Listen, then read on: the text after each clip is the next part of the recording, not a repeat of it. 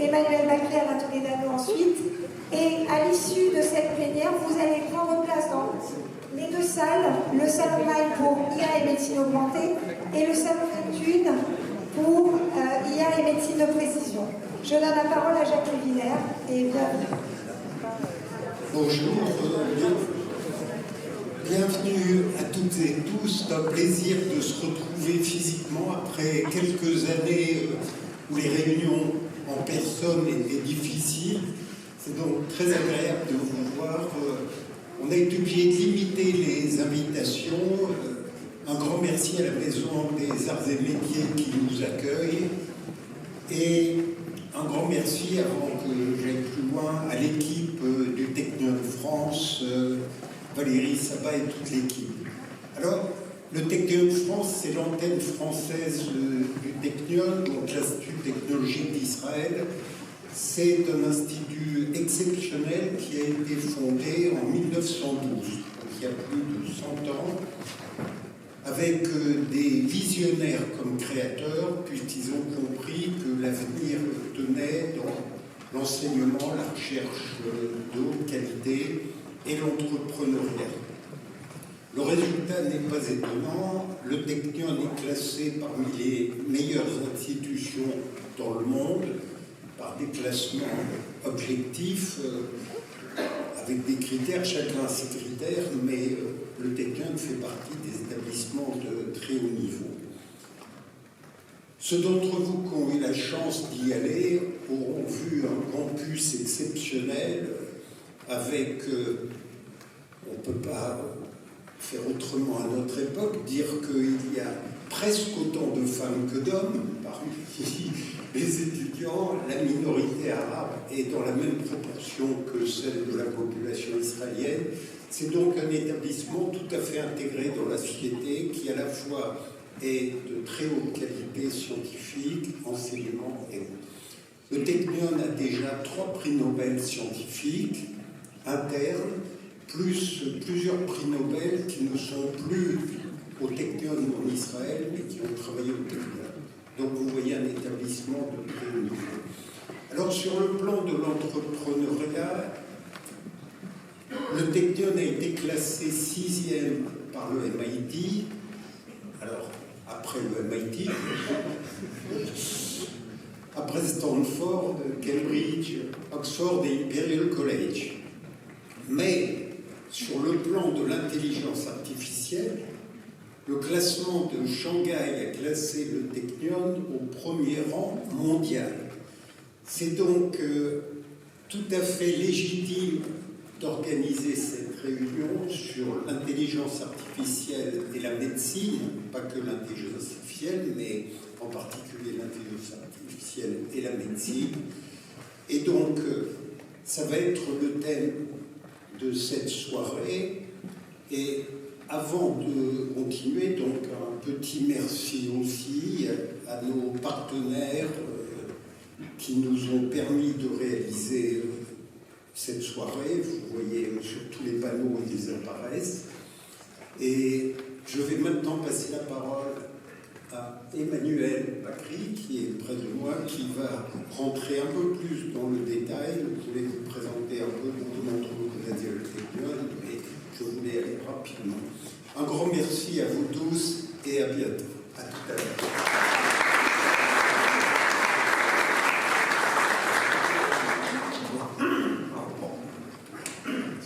Bonsoir, merci beaucoup en tout cas pour l'introduction, merci beaucoup pour cette invitation. Je suis très honoré par cette ouverture. Donc moi je suis censé introduire cette conférence. Alors donc c'est quelle technologie pour une meilleure médecine? Donc la question elle semble indiquer, elle semble poussée par le fait que la médecine ou la meilleure médecine serait une affaire de technologie. Alors à l'heure où à peu près chaque jour, presque chaque jour, les médias, certains journaux scientifiques, les réseaux sociaux martèlent le fait que ChatGPT réussit mieux les examens de barreau, de droit, de management, de médecine que nos étudiants en médecine. Alors, soit dit en passant, qu'on soit clair, il s'agit des examens écrits. Hein.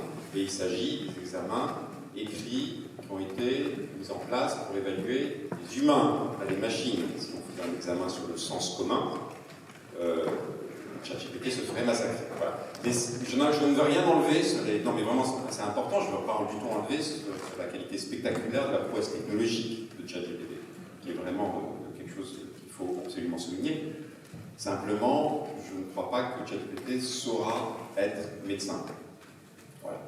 Il faut le dire parce que quand on voit sur les réseaux sociaux, on commence à envisager ce genre de choses. La médecine, je pense, est avant tout une affaire d'humain, où l'intelligence humaine a sa place, et je crois, aura toujours sa place. Je crois fondamentalement en une meilleure médecine, où le médecin, en bonne intelligence, parce qu'il y a plusieurs formes d'intelligence, en bonne intelligence avec le patient, sera accompagné, assisté, secondé, augmenté par des outils ou un outil d'intelligence artificielle. Alors l'intelligence artificielle, je pense que tout le monde sait ce que c'est, enfin en tout cas on voit une pléthore d'outils qui sortent tous les jours. Je ne vais pas vous surprendre si je vous dis qu'on est à l'aube de la révolution de l'intelligence artificielle ou à l'aube de l'IA, de la révolution de l'IA en santé, hein, c'est pas une surprise.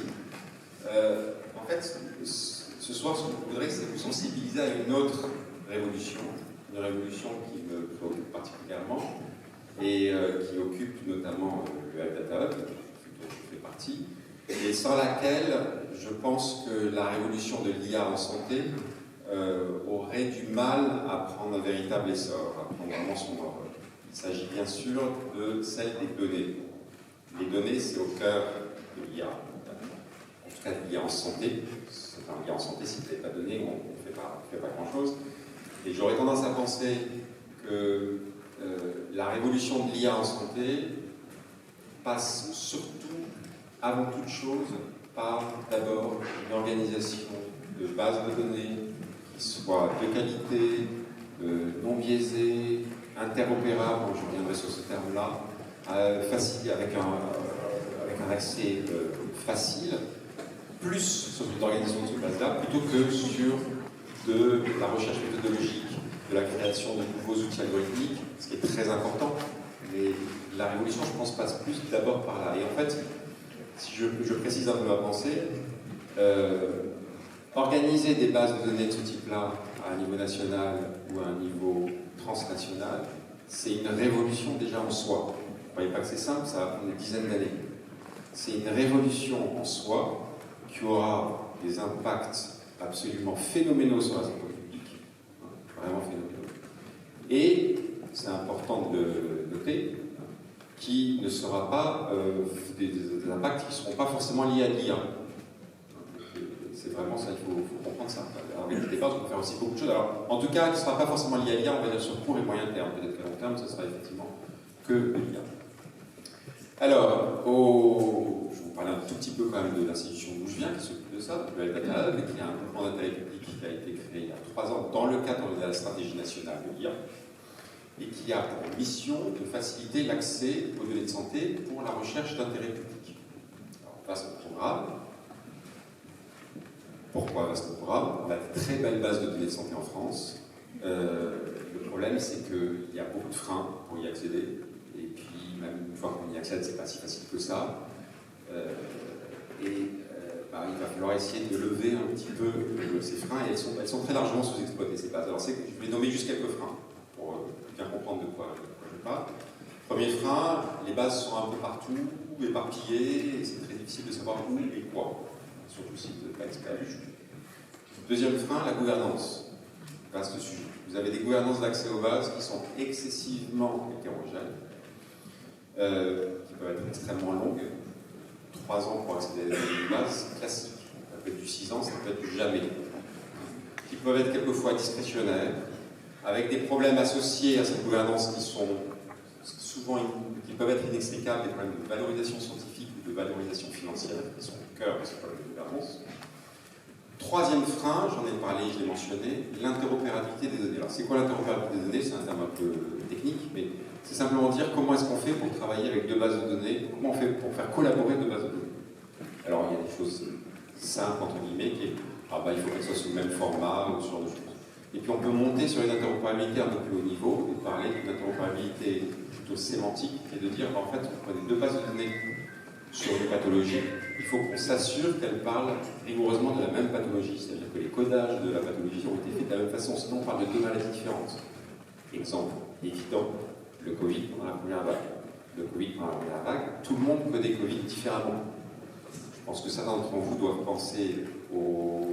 Enfin, je ne sais pas si vous avez eu vent du scandale du Lancet Journal, un journal extrêmement prestigieux, dans lequel il y avait un article où il y a une start-up qui clamait avoir collecté des données de plusieurs dizaines de pays et montrait, de 600 hôpitaux je crois, et montrait que l'hydroxychloroquine n'avait aucun effet.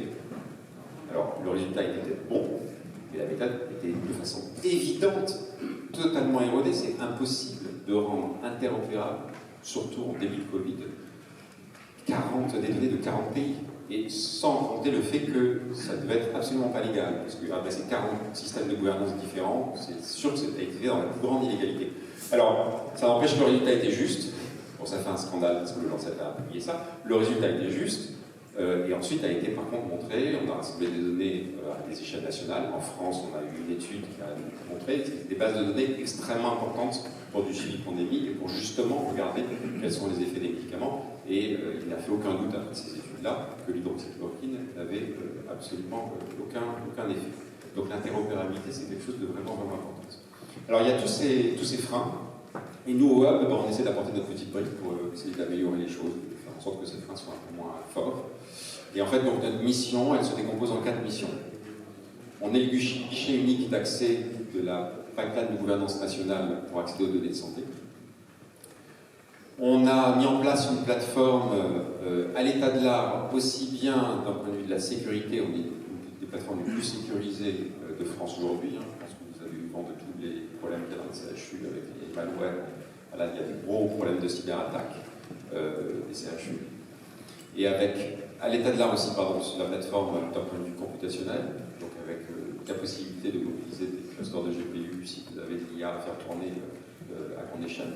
C'est des choses qu'on peut tout à fait faire. Troisième mission, évidemment, sur les données de santé, donc on travaille de façon très rapprochée avec beaucoup de producteurs de données, plus d'une centaine, je pense, aujourd'hui, pour mettre en qualité, standardiser, rendre interopérable, chaîner les bases, et ainsi de suite.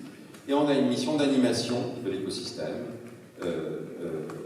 de la donnée de santé, de l'intelligence artificielle, à l'échelle nationale ou à l'échelle internationale. Alors, juste une petite pub et qui a un petit lien direct avec notre réunion de ce soir. On organise, ça n'a pas été encore annoncé, donc ça va être annoncé parce qu'on n'a pas encore la date exacte, une école d'été qui s'appelle AI for Health, ça sera fin juin ou début juillet, organisée avec les instituts 3IA, en hybride à Paris. Et en prime time, je vous annonce, mais je ne vais pas donner les noms parce qu'on n'est pas totalement sûr, mais normalement il devrait y avoir un professeur vétérinaire qui va venir dispenser un cours magistral lors de cette école. Donc, typiquement, on crée des liens avec des pays étrangers. On a organisé une délégation au Japon, on a construit un partenariat avec eux, une délégation en Israël. On a beaucoup d'acteurs, dont le vétérinaire bien sûr, mais beaucoup d'autres acteurs. On est en train d'essayer aussi de construire des partenariats actuellement. On a déjà un partenariat avec le Québec, on a fait un appel à projet autour de l'IA pour financer de la recherche avec de l'innovation sur les données de santé. C'est déjà quelque chose qu'on a fait. Et bien évidemment, on est extrêmement actif à l'échelle européenne. À l'échelle européenne, en fait, on est vu comme des leaders du sujet, puisqu'en fait, c'est une grande fierté du Hub. Nous sommes aujourd'hui leader d'un très large consortium qui est en train de monter une préfiguration de ce qui devra être l'espace européen de données de santé. Un consortium qui rassemble 8 plateformes nationales de 8 pays différents comme le Hub, l'Agence européenne du médicament, des infrastructures de recherche européennes ou internationales, avec un double objectif, créer un réseau de ces infrastructures nationales et faire tourner 5 use cases, 5 projets de recherche qu'on fait tourner à l'échelle européenne. C'est des projets qui vont du Covid jusqu'à du cancer, qui mobilisent des données génomiques, des données médico-administratives, vraiment des choses extrêmement variées, de l'IA à l'IA. Voilà. Et l'idée étant que l'on veut montrer à quel point ça peut être potentiellement impactant de faire de la recherche à un niveau européen, mobilisant des données européenne. Ça, c'est vraiment quelque chose d'important. 2 ans pour faire ça, c'est un peu dur, je peux vous l'avouer, mais on y va. Ça a démarré il y a quelques mois. Aujourd'hui au Hub, on accompagne plus de 80 projets, certains portés par des startups, des grosses entreprises, des académies, des consortiums, des données d'imagerie, des données d'anapath, des données de parcours de soins, des données cliniques, des données de qualité de compte rendu textuel. Enfin voilà, on est extrêmement large. 60% font de l'IA. C'est vraiment un nombre assez important. Alors je ne vais pas vous faire la liste de tous les projets. Évidemment, il y a des thèmes qui ressortent, et dans les thèmes qui ressortent, ce n'est pas très original. Il y a des thèmes qui sont extrêmement porteurs aujourd'hui, et notamment vous avez les thèmes de vos 2 tables rondes là. Hein. Donc il y a un thème qui revient et qui est vraiment très actuel, qui est la médecine de précision ou la médecine personnalisée. Donc ça veut dire quoi? Ça dans la salle, moi je ne suis pas médecin, donc je vais essayer de vulgariser ce que ça veut dire. Excusez-moi si je ne suis pas très précis. Mais ça veut dire quoi? Ça veut dire qu'on ne va plus proposer un parcours de soins à quelqu'un sur une pathologie, mais en faisant un parcours de soins générique pour cette pathologie-là. On va dire non, on va vous proposer un parcours de soins qui est pour cette pathologie, pour telle pathologie, pour telle personne, par rapport aux spécificités de cette personne-là. C'est de la médecine personnalisée, c'est de la médecine de précision. Les premières applications, c'est évidemment en oncologie. Donc nous, on a des projets avec le CHU de Toulouse sur le cancer du sein, avec un très gros jeu de données de l'âme d'anapath, avec des dizaines de téras de données, justement, pour travailler sur le parcours. On a un projet aussi de mémoire avec le Centre Léon Bérard, c'est un CLCC, sur le sarcome, donc c'est tout ce qui est cancer rare. Même chose, essayer, donc avec des données de diverses sortes, et notamment des données médico-administratives aussi, essayer de proposer le meilleur parcours de soins, le parcours de soins optimal pour un individu atteint d'un certain sarcome, il y a plein de formes de sarcome. Donc ça, c'est le premier sujet. Deuxième sujet, je crois que il y a les médecines augmentées. Voilà. Donc on va certainement parler, je pense, de dispositifs médicaux avec de l'IA. Ça, c'est évidemment des sujets extrêmement forts. Je voulais juste mentionner un sujet qu'on accompagne au Hub, porté par une start-up qui s'appelle Implicity. Eux, ils récoltent des données de temps réel de pacemakers, plus de 10 000 pacemakers, et je crois que ça y est, ils ont fini, enfin, ils sont sur le point de publier. Ils ont mis au point, ils sont en train de mettre au point un algorithme de deep learning, donc de réseau de neurones, pour évaluer le risque de complications cardiaques. Donc pour ça, on a dû chaîner leur grosse base de pacemakers avec des données en fait de la carte vitale. Les données de la carte vitale, c'est un petit bijou français. Un bijou français parce qu'en fait ça couvre à peu près toute la population. Parce qu'on a la chance en France, je pense que vous savez tout ça, tout le monde, à peu près tout le monde est remboursé partiellement d'à peu près tout. Donc du coup, en fait, en regardant les remboursements, on a une base absolument incroyable. Et très peu biaisée par rapport à si vous prenez une mutuelle américaine, où en gros vous trouvez des gens qui sont riches, jeunes et en bonne santé. Et où vous allez avoir du mal, quand vous allez apprendre avec de l'IA là-dessus, à généraliser. Donc ça, c'est quand même une belle spécificité française. Donc ce chaînage-là, parce que du coup, ils ont la complication cardiaque, et du coup, ils ont entraîné les algorithmes. Donc le genre de projet qu'on accompagne, on en accompagne beaucoup d'autres, on est en très fort lien avec l'écosystème de l'IA en France, de façon générale. On a même été mandaté par la stratégie nationale de l'IA pour faire un groupe de travail autour du TAL, traitement automatique de langage en santé, pour déployer un plan en 2022-2023. J'espère qu'il va être déployé, je ne peux pas du tout en parler aujourd'hui, mais un plan d'ampleur. Voilà, donc c'est vraiment des choses très importantes. Je ne vous embête pas plus, mais j'ai juste, en guise de conclusion, j'ai commencé par l'humain, j'aimerais terminer par l'humain. Parce que sur l'IA et la santé, le citoyen il est au centre. Le patient il est au centre, le citoyen est au centre et doit être au centre. Or le citoyen, il est aujourd'hui amené dans sa vie à faire des choix politiques, souvent qui ne sont pas si simples. Un exemple basique qui revient sans arrêt, est-ce que je partage mes données ou est-ce que je ne partage pas mes données? Voilà un exemple de choix cornélien qui devrait se faire de façon éclairée et qui malheureusement aujourd'hui, force est de constater, se fait essentiellement mu par des fantasmes qui soient soit utopiques, comme certaines personnes peuvent le raconter, certains prophètes de l'IA qui font énormément de mal à l'IA, je pense, et qui racontent que ça y est, le cancer va disparaître et ce genre de choses, donc il y a des gens qui ont ça à la tête, soit dystopique, Orwell, 1984, mes données vont aller chez l'assureur, ma prime d'assurance, elle va dépendre, ça y est, il va tout savoir, etc. C'est quelque chose qui est évidemment totalement interdit en Europe, et une faute extrêmement grave pour l'assureur de faire ça.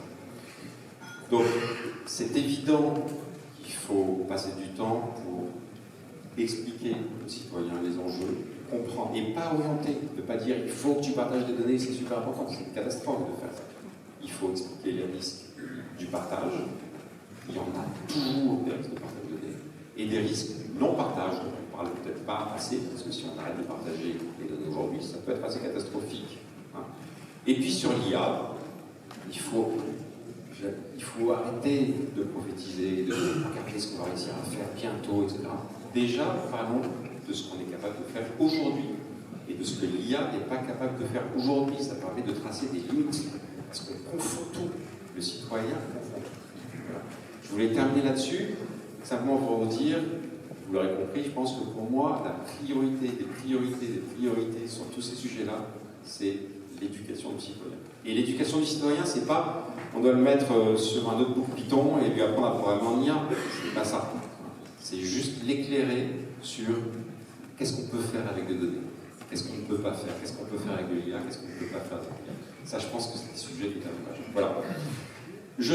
Donc je vais terminer, je suis aussi enseignant en IA et il y a un truc que je dis tout le temps à mes enseignants et à mes élèves, pardon, et que je crois très très profondément.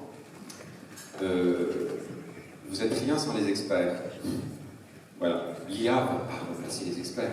L'IA ne va pas du tout remplacer. On a plus que jamais besoin des experts avec l'IA. On a absolument besoin des experts.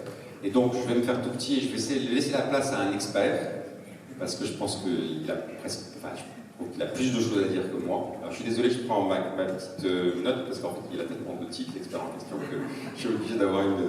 Voilà. Donc, je vais laisser la parole à Alain Toledano, qui est directeur de la chaire santé intégrative du CNAM, président et cofondateur de l'Institut Raphaël, qui est le premier centre européen de médecine intégrative. Je vous remercie beaucoup.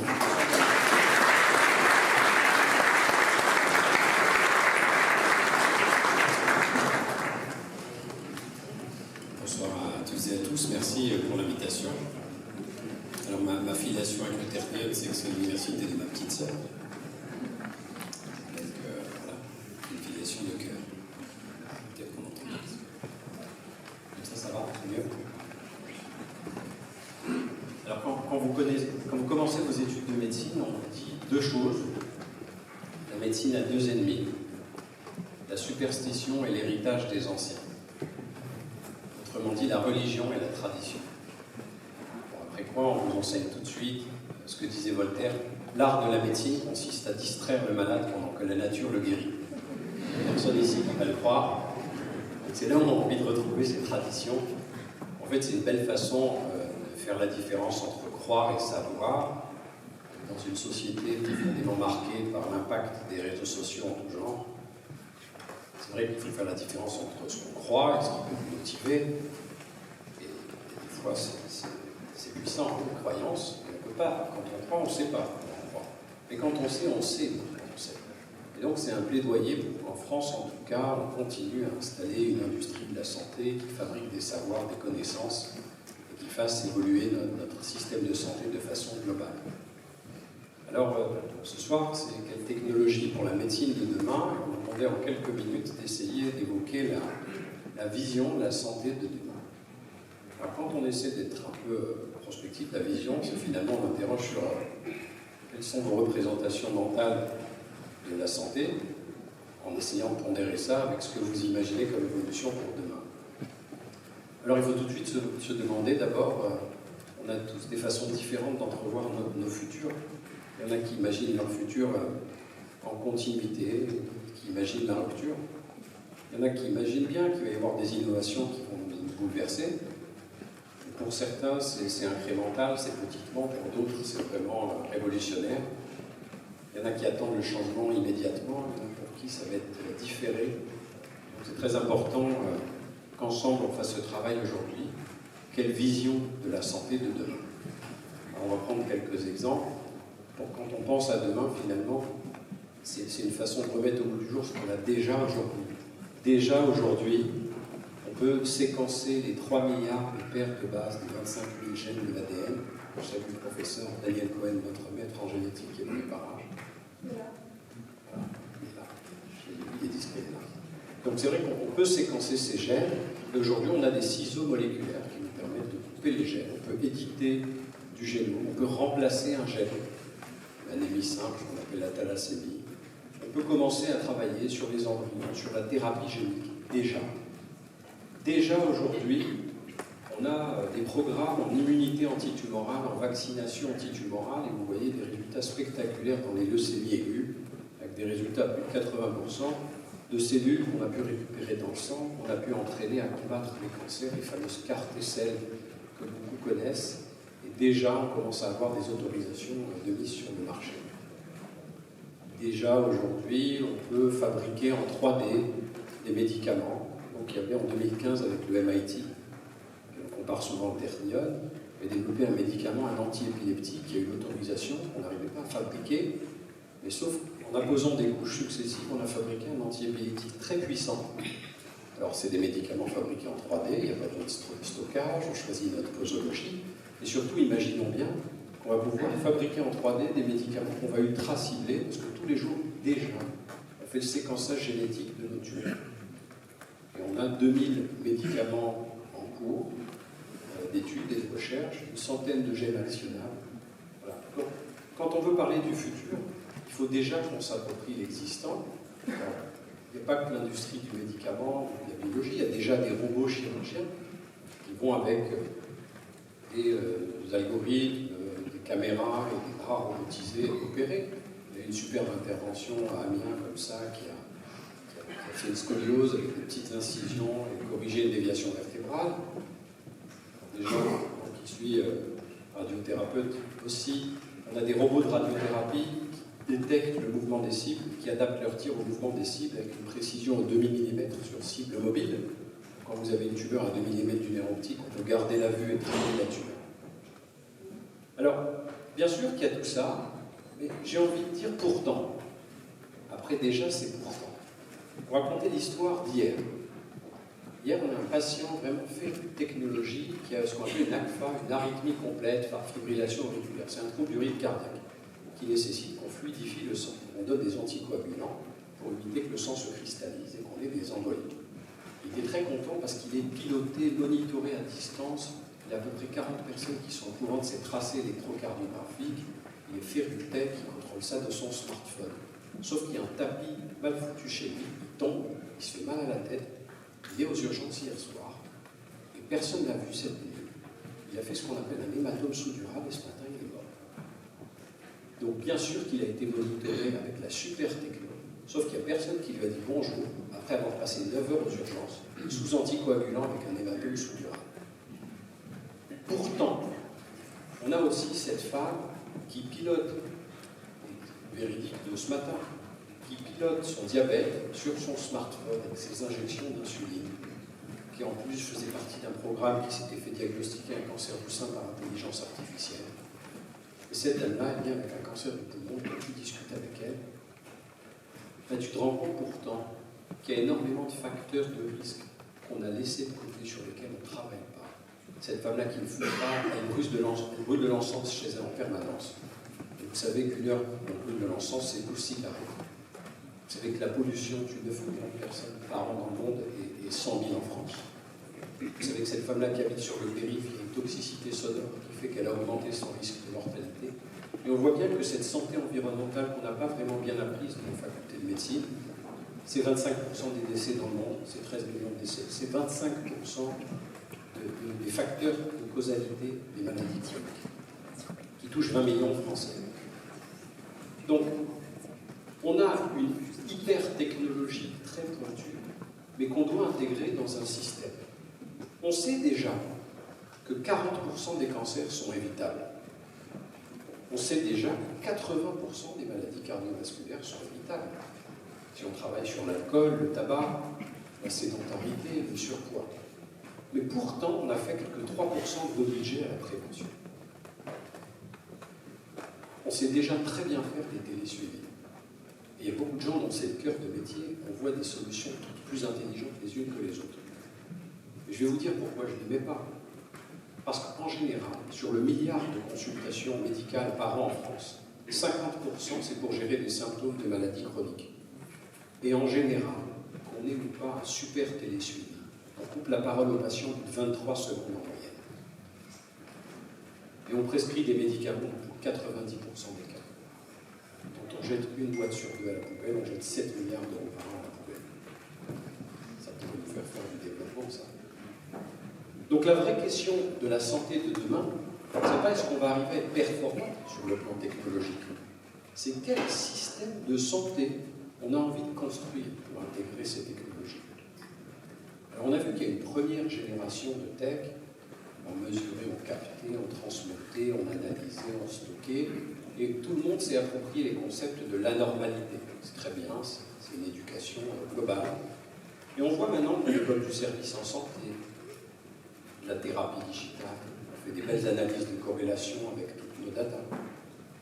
Nos copains allemands, ils ont une centaine de thérapies digitales avancées, mais personne ne peut les utiliser. Le système n'est pas prêt pour les utiliser. Donc on a de la chance quand même en France. On a un système accessible et solidaire. 300 milliards d'euros. Plus de 3000 hôpitaux, 1 million d'infirmières et d'aides-soignantes. 40% veulent changer de métier par crise de sens. Et ce système nourrit le mécontentement des usagers, la frustration des professionnels. Il est marqué par des rigidités d'organisation et des tensions financières. C'est quoi le système de santé qu'on veut? Comment on va faire pour pouvoir les intégrer, ces technologies? À chaque fois qu'on reçoit quelqu'un avec une app ou une grande intelligence techno, c'est comment on va faire pour passer le levier financier, se faire rembourser, faire la culbute, et finalement, quelle est la valeur clinique? Comment on va l'intégrer? Dans quel système on va fabriquer pour arriver à intégrer tout cela?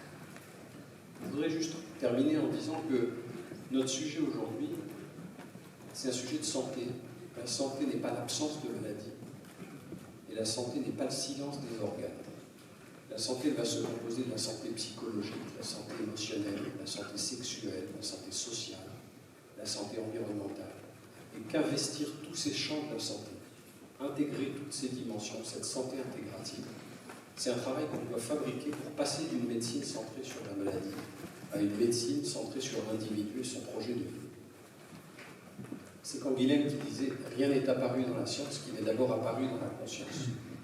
Donc il va falloir qu'on réhumanise notre santé. La délégation des tâches répétées à nos outils numériques va nous aider ou pas à réhumaniser notre santé en fonction de ce qu'on va donner comme tonalité à nos actions. Mon maître Emmanuel Levinas nous a enseigné la doctrine de l'éthique d'autrui. On a un devoir vis-à-vis de l'autre fragile. Se focaliser aujourd'hui sur la maladie et pas sur l'individu peut détériorer, va détériorer notre système et nos finances. On était premier en santé dans les années 2000, dans les meilleurs classements, et même pas 15e, alors qu'on augmente nos dépenses. Donc c'est pas la peine d'aller rembourser 200 thérapies digitales en plus avant d'avoir reformulé notre doctrine de système de santé. Et pour terminer, ce qui doit nous porter, à mon sens, demain, c'est l'éthique du care. Donc il y a le soin, il y a le prendre soin. C'est une nouvelle éthique, tous ensemble, qui doit aller vers plus d'attention particulière, plus de disponibilité affective, plus de responsabilité émotionnelle. Une reconnaissance du choix relationnel, c'est ce qui va faire que la santé de demain va nous permettre de retrouver nos galons, pays des droits de l'homme, pays des Lumières, pays qui, même avec 11% de son PIB, n'arrive pas à créer un contentement en santé. On sait aujourd'hui que grâce à la médecine moderne, on a augmenté l'espérance de vie à 80 ans, c'est magnifique. Mais on n'a pas augmenté l'espérance de vie en bonne santé. Et on crée des cohortes de maladies chroniques qu'on a envie de perfuser à coups de dispositifs et de médicaments. Et donc il va falloir qu'on fasse un travail d'introspection pour transformer notre système de santé, pour qu'on puisse, au lieu de faire un colloque en disant quelle technologie pour la médecine de demain, c'est quelle médecine pour intégrer les technologies de demain. C'est tout le mal que je souhaite et au Ternion et à tous les chercheurs ici présents pour pour qu'on ne se déconnecte pas du patient et de son projet de vie et de la clinique en général. Je vous remercie.